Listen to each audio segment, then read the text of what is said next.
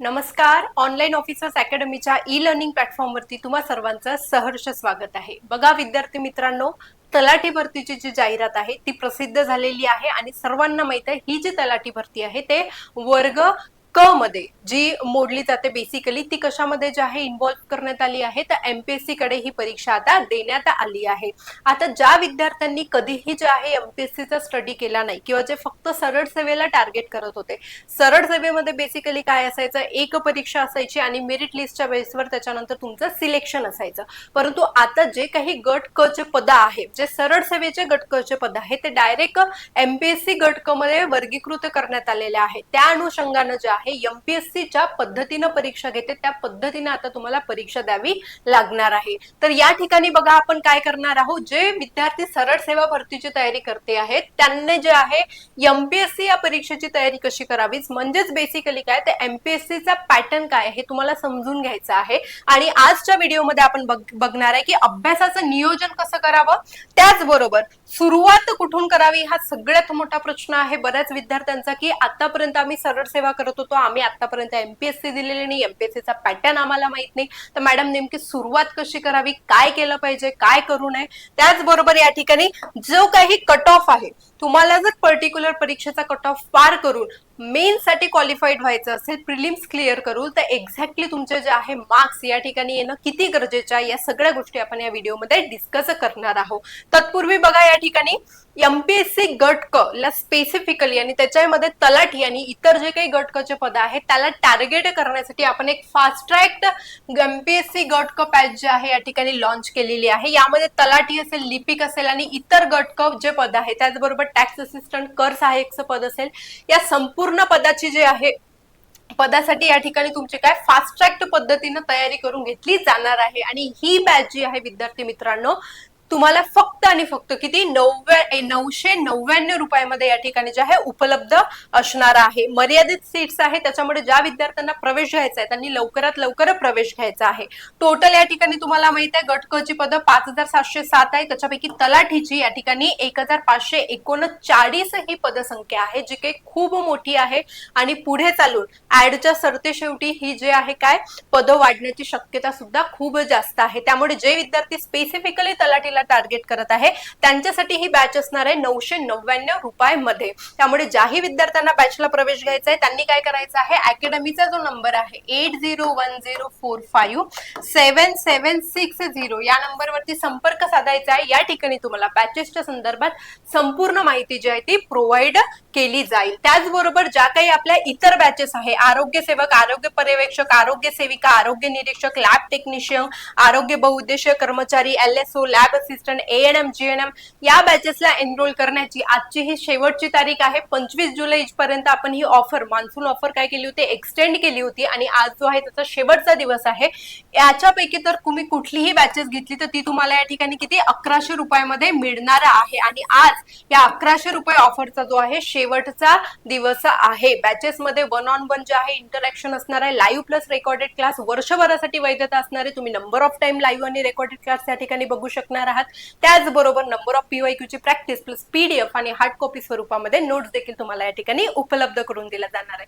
त्यामुळे ज्याही विद्यार्थ्यांना बॅचेसला ऍडमिशन घ्यायची असेल, आपल्या स्क्रीनच्या खाली जो तुम्हाला अकॅडमीचा नंबर दिसतोय त्या नंबरवरती तुम्हाला संपर्क साधायचा आहे आणि लवकरात लवकर आपली सीट बुक करायची आहे. आता वळूया आपल्या महत्वाच्या मुद्द्याकडे.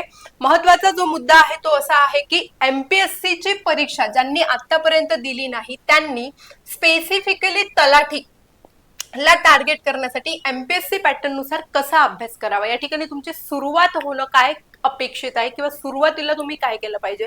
बघा या ठिकाणी तुम्ही जर एमपीएससीचा या ठिकाणी पॅटर्न बघितला तर एमपीएससीच्या पॅटर्न मध्ये तुम्हाला माहित आहे दोन गोष्टी असतात, एक असते पूर्व परीक्षा आणि दुसरी असते दॅट इज दी मुख्य परीक्षा. आता तुम्हाला तलाठीवाल्यांना स्पेसिफिकली या दोन भागांमधून जावं लागणार आहे, पूर्व आणि मुख्य. पूर्व पास झाले तरच तुम्हाला मुख्य देता येणार आहे. पूर्व परीक्षा ही टोटल किती रे 100 जे आहे क्वेश्चनची असते, 100 मार्कासाठी होते आणि मुख्य परीक्षा टोटल किती 400 मार्क्सची असते. म्हणजे या ठिकाणी जे आहे 2 पेपर असतात, पेपर नंबर 1 आणि पेपर नंबर 2, जे इच किती 200 या ठिकाणी काय असतात, 200 मार्क्सचे असतात.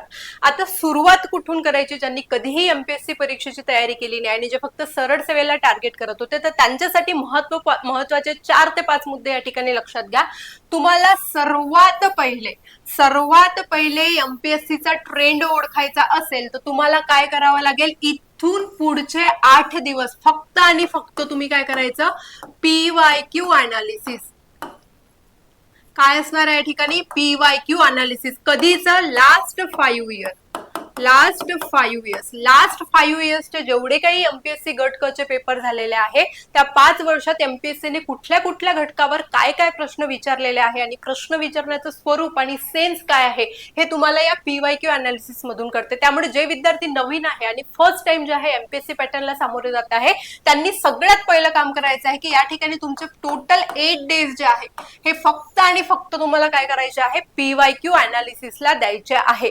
कारण एमपीएससीच्या प्रवासामध्ये 2च गोष्टी महत्वाच्या असतात. एक असतात पीवायक्यू आणि दुसरे असतात तुमच्या चालू घडामोडी. हे जे आहे एमपीएससीच्या रथाचे 2 चाकं आहे. तुम्ही जर यांच्यावर स्वतःचं प्रभुत्व, कमांड कायम ठेवली तर डेफिनेटली या ठिकाणी मार्क्स जे आहे या ठिकाणी अपेक्षित आणि कट ऑफ पार होईल इतके मार्क्स येतात. सो पहिलं काम करायचंय तुम्हाला पीवायक्यू अनालिसिस करायचे लास्ट 5 इयर्सचे. पीवायक्यू अनालिसिस करत असताना तुम्हाला या ठिकाणी पॉलिटी विषयावर आतापर्यंत कुठल्या विषयावर किती प्रश्न विचारलेले आहेत त्याचा अनालिसिस करायचा आहे. त्याच्यानंतर हिस्ट्री असेल, त्याच्यानंतर जॉग्राफी असेल, या ठिकाणी इकॉनॉमिक्स असेल, त्याच्यानंतर जे आहे या ठिकाणी सायन्स असेल. या विषयावर आतापर्यंत एमपीएससीने कुठल्या विषयाला जास्तीत जास्त टार्गेट करून प्रश्न विचारले आहेत ते विषय तुम्हाला जे स्पेसिफिक तुमच्या नोट्समध्ये नोट डाऊन करायचे आहे आणि त्याच्या भोवतीचं सगळं मॅटर जे आहे ते परीक्षेसाठी तयार करून ठेवायचं आहे. उदाहरणार्थ पॉलिटीमध्ये जर आहे घटनेचा प्रवास याच्यावर एमपीएससी राज्यघटनेच्या प्रवासावर दरवर्षी जो आहे 1 ते 2 प्रश्न विचारते. मग तुम्हाला जर त्या ठिकाणी आढळून आलं की गेल्या 5 वर्षामध्ये प्रत्येक वर्षी जे आहे राज्यघटनेच्या प्रवासावर एमपीएससीने प्रश्न विचारला आहे, तर हा तुमचा कोर टॉपिक झाला. या ठिकाणी तुम्हाला राज्यघटनेचा प्रवास तोंडपाठ पाहिजे. वैशिष्ट्य काय आहे, कधी लागू झाली, काय कोणत्या तरतुदी अंमलात आल्या, कशा आल्या, क्रिप्स मिशन काय आहे, कॅबिनेट मिशन काय आहे, तारीख काय आहे, कधी आलं होतं, किती मेंबर होते, या असंख्य गोष्टी तुम्हाला याच्यामध्ये प्रिपेअर करावं लागेल. तसंच जे आहे इतर विषयाच्या संदर्भात सुद्धा आहे. हिस्ट्री असेल, जिओग्राफी, इकॉनॉमिक्स याच्या ठिकाणी जे काही कोर टॉपिक आहे अनालिसिस करत असताना जे तुम्हाला आढळून येतात ते तुम्हाला स्पेसिफिक तुमच्या नोटबुकमध्ये लिहून ठेवायचे आहे आणि त्या टॉपिकच्या संदर्भात जो आहे अभ्यास तुमचा सातत्याने तुम्हाला चालू ठेवायचा आहे. आता येऊया मुख्य मुद्द्याकडे. जो तिसरा मुद्दा जो आपला असणार आहे, या ठिकाणी आपला असणार आहे तो बघा काय असणार आहे विद्यार्थी मित्रांनो. पहिला झाला पीवायक्यू अनालिसिस, दुसरं झालं प्रत्येक सब्जेक्ट नुसार तुम्हाला कुठले या ठिकाणी प्रश्न येते त्याचा अनालिसिस करायचा आणि थर्ड मध्ये जे आहे या ठिकाणी आपल्याला बघायचं आहे की एमपीएससी मध्ये कट ऑफ जर तुम्हाला पार करायचा असेल तर कट ऑफ पार करण्यासाठी एक्झॅक्टली काय स्ट्रॅटेजी लागते. तर बघा या ठिकाणी कुठलीही एमपीएससीची किंवा स्पर्धा परीक्षा असेल तर एक गोष्ट लक्षात घ्या, that is the 4 years strategy. काय आहे ही 4S स्ट्रॅटेजी? तर 4S स्ट्रॅटेजी मध्ये या ठिकाणी आपण 4 असे सब्जेक्ट घ्यायचे आहेत ज्या सब्जेक्टवर तुमची सर्वात जास्त कमांड आहे. एखाद्याचं पॉलिटी चांगलं असेल, एखाद्याचं जॉग्राफी, एखाद्याचं सीसॅट खूप चांगलं असेल, तर एखाद्याचं सायन्स खूप ब्रिलियंट असेल. अशांनी काय करायचं आहे, आपला कोर इंटरेस्ट आणि आपली कमांड कुठल्या घटकावर आहे, कुठल्या विषयावर आहे हे फाइंड आउट करायचं आहे आणि असे 4 सब्जेक्ट तुम्हाला वेगळे काढायचे आहे. आता या 4 सब्जेक्ट मध्ये जनरली जे कोर सब्जेक्ट म्हणजे कन्सिडर्ड केले जातात त्याच्यामध्ये जे आहे बेसिकली पॉलिटी असतो, कारण याच्यामध्ये पैकीच्या पैकी मार्क्स घेणे पॉसिबल आहे. दुसरा जो असतो सायन्स, तिसरा असतो सीसॅट आणि चौथा या ठिकाणी जे आहे एक तर तुम्ही याच्यामध्ये हिस्ट्री असू शकते, जॉग्राफी असू शकते, इकॉनॉमिक्स असू शकते किंवा करंट अफेअर. याच्यापैकी तुम्ही ज्याच्यामध्ये चांगले आहात तो एक सब्जेक्ट तुम्ही पिक करू शकतात. परंतु पॉलिटी, सायन्स आणि सीसॅट याच्यापैकी सायन्स आणि सीसॅट जर आपण विचार केला तर सायन्स आणि सीसॅट हे जे आहे तुमचे स्कोर डिसाइडिंग सब्जेक्ट असतात. म्हणजे तुमचं सायन्स आणि सीसॅट मध्ये जर चांगले मार्क्स आले नाही तर मे बी तुमचा कट ऑफ जो आहे स्लाइटली काय लोअर जाऊ शकतो. जेवढा यायला पाहिजे तेवढा येत नाही आणि हे तुम्ही मागील वर्षामध्ये कुठल्याही विद्यार्थ्यांना विचारा जे एमपीएससी ची तयारी करतात, या दोन सब्जेक्ट मध्ये जे आहे एकामध्ये कुठला तरी विद्यार्थी खूप जास्त वीक असतो, त्याच्यामुळे कट ऑफ पार करायसाठी नेहमी काय होते, प्रॉब्लेम होते. त्याच्यामुळे तुम्हाला सायन्स आणि सीसॅट जे आहे 4S मध्ये कंपल्सरी चांगलं करायचं आहे, कारण सीसॅट वर तुम्हाला टोटल किती 20 प्रश्न येणार आहे, 20 प्रश्न, आणि हे 20च्या 20 प्रश्न तुमचे बरोबर आले, ज्यांचं सीसॅट चांगलं आहे त्यांच्यासाठी सांगत आहे, तर या ठिकाणी झटकन तुम्हाला 20 मार्क मिळतात. 20 पैकी तुमचे 15 जरी बरोबर आले या ठिकाणी तरी तुम्ही कट ऑफ पार करू शकता. असं जे आहे प्रत्येक सब्जेक्टवर किती प्रश्न विचारते त्याचा अनालिसिस तुम्हाला करायचा आहे, आणि प्रश्न विचारल्यानंतर कुठल्या कुठल्या घटकावर आयोगाचा जास्त भर आहे त्याचा अनालिसिस देखील तुम्हाला करायचा असेल. आता कट ऑफचा जर या ठिकाणी विचार केला, आता जर जागेनुसार आपण कट ऑफचा विचार केला या ठिकाणी, तर तुम्ही जे आहे जागेवर जाऊ नका, कारण यावर्षी गट ब चा जो काही कट ऑफ लागलेला आहे सगळ्यांना असं वाटत होतं 40च्या दरम्यान किंवा 45च्या आत लागेल, परंतु कट ऑफ लागलेला आहे 53 पॉइंट समथिंग काहीतरी कट ऑफ लागलेला आहे.